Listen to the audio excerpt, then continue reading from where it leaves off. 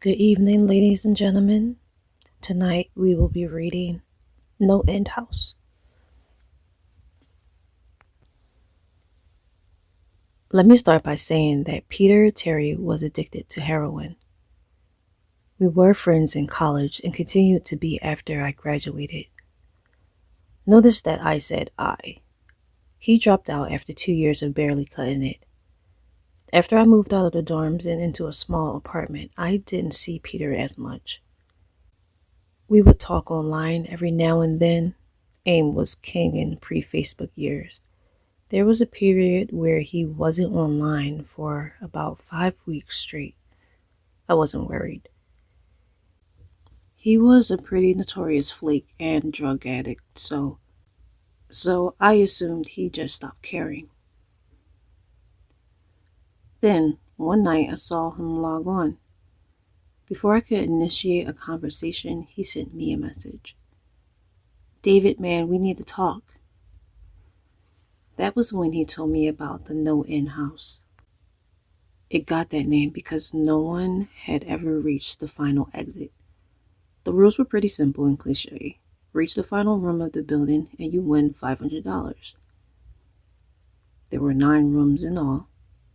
The house was located outside of the city, roughly 4 miles from my house. Apparently, Peter had tried and failed. He was a heroin and who knows what the fuck addict. So I figured the drugs got the best of him and he wigged out on a paper ghost or something. He told me it would be too much for anyone, that it was unnatural. I didn't believe him. I told him I would check it out the next night, and no matter how hard he tried to convince me otherwise, $500 sounded too good to be true. I had to go. I set out the following night. When I arrived, I noticed immediately something was strange about the building.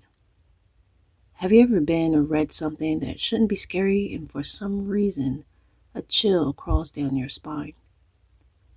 I walked toward the building and the feeling of uneasiness only intensified as I opened the front door. My heart slowed and I let a relieved sigh leave me as I entered. The room looked like a normal hotel lobby decorated for Halloween. A sign was posted in place of a worker. It read, "Room 1 this way, 8 more follow. Reach the inn and you win." I chuckled and made my way to the first floor. The first area was almost laughable. The decor resembled the Halloween aisle in a Kmart, complete with sheet ghosts and animatronic zombies that gave a static growl when you passed by. At the far end was an exit.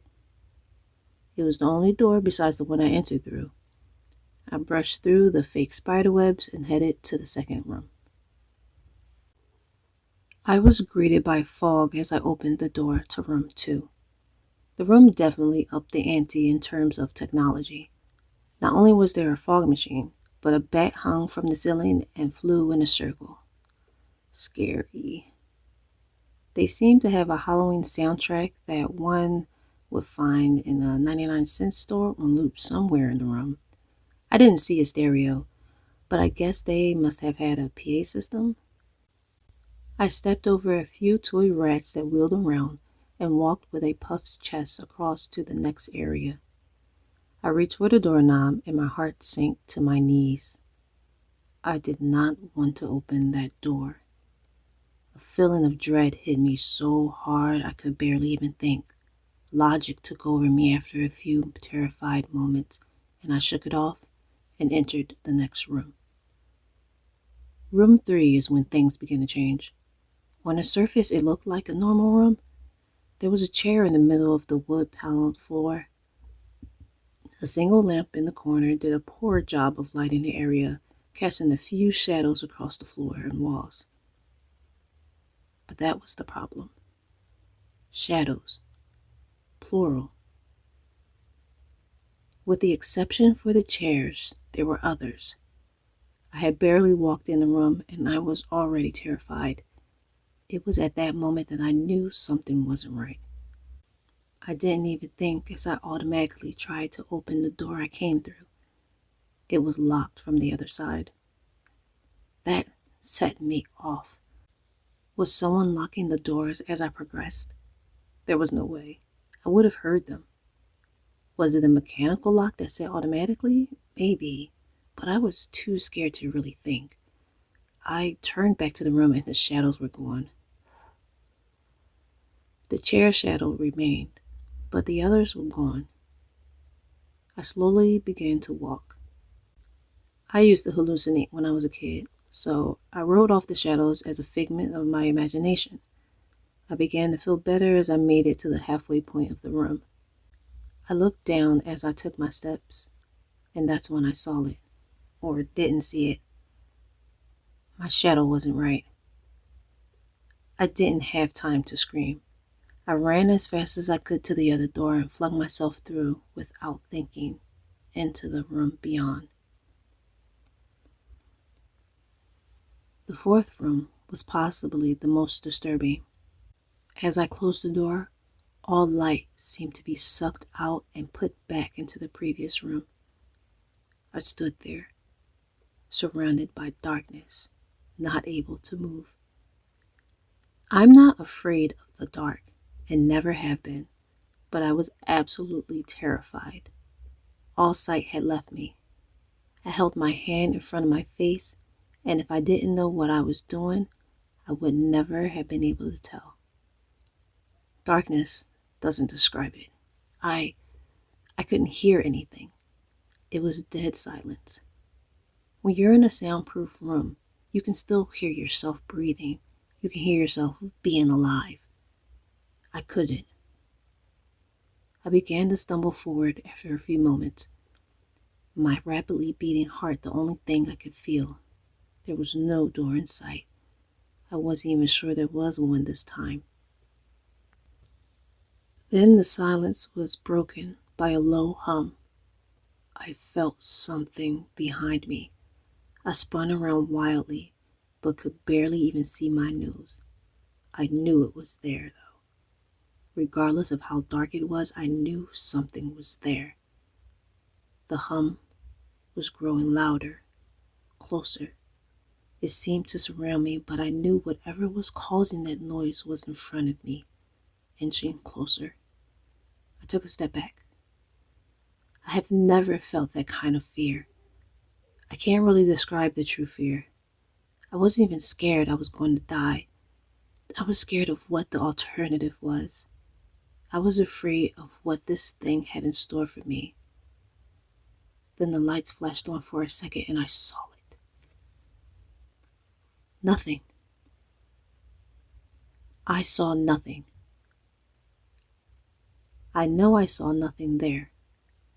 The room was again plunged into darkness, and the hum became a wild screech. I screamed in protest. I couldn't hear this goddamn sound for another minute. I ran backwards, away from the noise, and fumbled for the door handle. I turned and fell into room 5. Before I describe room 5, you have to understand something. I am not a drug addict. I have had no history of drug abuse or any sort of psychosis short of the childhood hallucinations I mentioned earlier. And those were only when I was really tired or just waking up. I entered the NoEndHouse with a clear head. After falling in from the previous room, my view of room 5 was from my back, looking up at the ceiling. What I saw didn't scare me, it simply surprised me. Trees had grown into the room and towered above my head. The ceilings in this room were taller than the others, which made me think I was in the center of the house. I got up off the floor, dusted myself off, and took a look around. It was definitely the biggest room of all of them. I couldn't even see the door from where I was. Various bushes and trees must have blocked my line of sight to the exit. Up to this point, I figured the rooms were going to get scarier, but this was paradise compared to the last room. I also assumed whatever was in room 4 stayed back there. I was incredibly wrong. As I made my way deeper into the room, I began to hear what one would hear if they were in a forest. Chirping bugs and the occasional flap of birds seemed to be my only company. That was the thing that bothered me. I heard the bugs and other animals, but I didn't see any of them. I began to wonder how big this house was. From the outside, when I first walked up to it, it looked like a regular house. It was definitely on the bigger side, but there was also an entire forest in here. The canopy covered my view of the ceiling, but I assumed it was still there, however high it was. I couldn't see any walls either. The only way I knew I was still inside was that the floor matched the other rooms, with standard dark wood paneling. I kept walking. I kept walking. I kept walking, hoping that the next tree I passed would reveal the door. After a few moments of walking, I felt a mosquito fly onto my arm. I shook it off and kept going. A second later, I felt about 10 more land all over my skin. I felt them crawl up and down my arms and legs, and a few made their way across my face. I flailed wildly to get them off, but they just kept crawling. I looked down and let out a muffled scream. More of a whimper, to be honest. I didn't see a single bug. Not one bug was on me, but I could feel them crawl. I heard them fly by my face and sting my skin, but I couldn't see a single one. I dropped to the ground and began to roll wildly. I was desperate. I hated bugs, especially ones I couldn't see or touch. But these bugs could touch me, and they were everywhere. I began to crawl. I had no idea where I was going. The entrance was nowhere in sight, and I still hadn't even seen the exit. So I just crawled, my skin wriggling with the presence of these phantom bugs. After what seemed like hours, I found the door. I grabbed the nearest tree and propped myself up, mindlessly slapping my arms and legs to no avail. I tried to run, but I couldn't. My body was exhausted from crawling and dealing with whatever it was that was on me. I took a few shaky steps to the door, grabbing every tree on the way for support. It was only a few feet away when I heard it, a low hum from behind. It was coming from the other room, and it was deeper. I could almost feel it inside my body. Like when you stand next to an amp at a concert. The feeling of the bugs on me lessened as the hum grew louder. As I placed my hand on the doorknob, the bugs were completely gone. But I couldn't bring myself to turn the knob. I knew that if I let go, the bugs would return and there was no way I would make it back to room 4. I just stood there, my head pressed against the door marked 6, and my hand shakily grasping the knob. The hum was so loud I couldn't even hear myself pretend to think. There was nothing I could do but move. Room 6 was next, and room 6 was hell. I closed the door behind me, my eyes held shut and my ears ringing. The hum was surrounding me. As the door clicked into place, the hum was gone. I opened my eyes in surprise, and the door I had shut was gone. It was just a wall now. I looked around in shock. The room was identical to room 3. The same chair and lamp, but with the correct amount of shadows this time. The only real difference was that there was no exit door, and the one I came through was gone. As I said before, I had no previous issues in terms of mental instability, but at that moment, I fell into what I now know was insanity. I didn't scream. I didn't make a sound. At first, I scratched softly.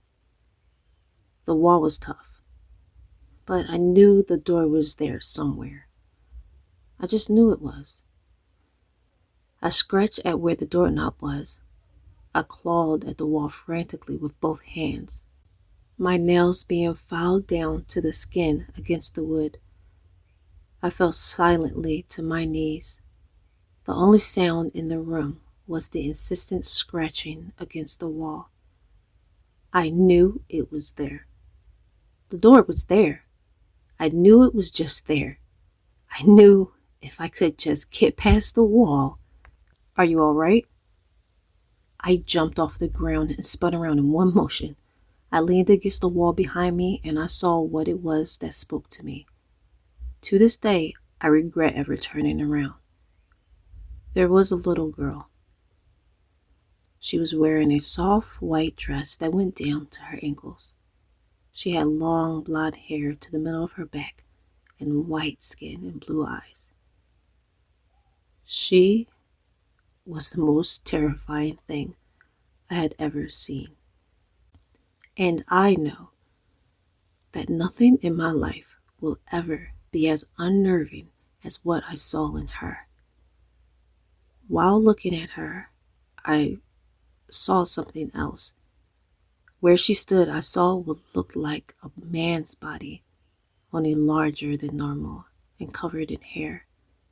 He was naked from head to toe, but his head was not human, and his toes were hooves.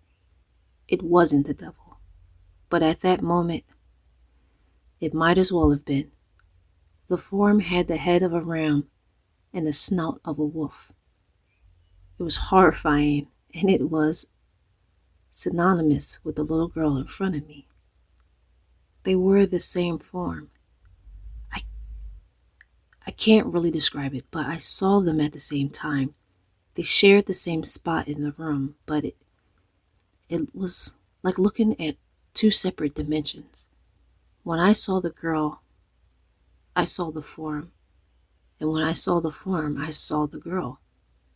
I couldn't speak. I could barely even see.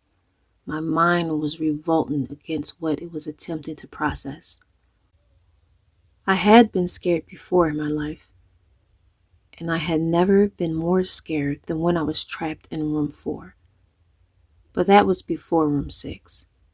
I stood there, staring at whatever it was that spoke to me. There was no exit. I was trapped here with it. And then it spoke again. David, you should have listened. When it spoke, I heard the words of the little girl, but the other form spoke through my mind in a voice I won't attempt to describe. There was no other sound. The voice just kept repeating that sentence over and over in my mind, and I agreed. I didn't know what to do.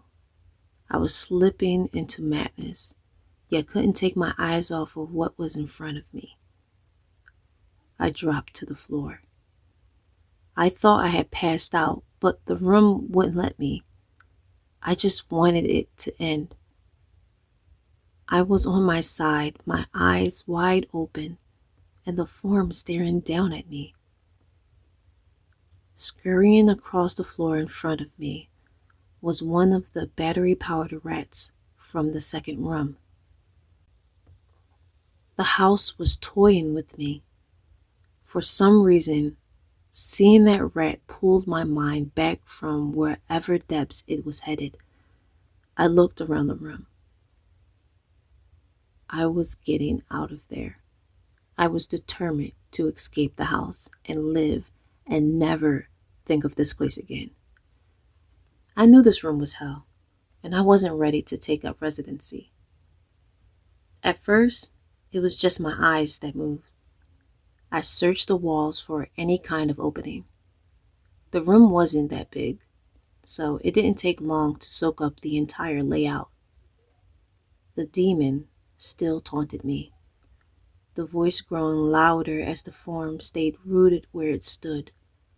I placed my hand on the floor, lifted myself up on all four, and turned to scan the wall behind me. Then I saw something I couldn't believe. The form was now right at my back, whispering into my mind about how I shouldn't have come. I felt its breath on the back of my neck, but I refused to turn around. A large rectangle was scratched into the wood, with a small dent chipped away in the center of it, right in front of my eyes.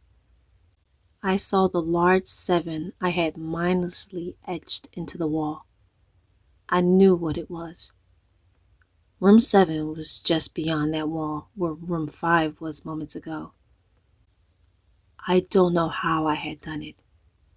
Maybe it was just my state of mind at the time, but I had created the door. I knew I had. In my madness, I had scratched into the wall what I needed the most, an exit to the next room. Room 7 was close. I knew the demon was right behind me, but for some reason, it couldn't touch me. I closed my eyes and placed both hands on the large 7 in front of me. I pushed. I pushed as hard as I could. The demon was now screaming in my ear. It told me I was never leaving. It told me that this was the end, but I wasn't going to die. I was going to live there in room 6 with it. I wasn't. I pushed and screamed at the top of my lungs. I knew I was going to push through the wall eventually. I clenched my eyes shut and screamed, and the demon was gone. I was left in silence. I turned around slowly and was greeted by the room as it was when I entered. Just a chair and a lamp. I couldn't believe it. But I didn't have time to waste. I turned back to the 7 and jumped back slightly. What I saw was a door, but it wasn't the one I scratched in, but a regular door with a large 7 on it. My whole body was shaking. It took me a while to turn the knob. I just stood there for a while staring at the door. I couldn't stay in room 6. I couldn't. But if this was only room 6, I couldn't imagine what 7 had in store. I must have stood there for an hour, just staring at the 7. Finally, with a deep breath, I twisted the knob and opened the door to room 7.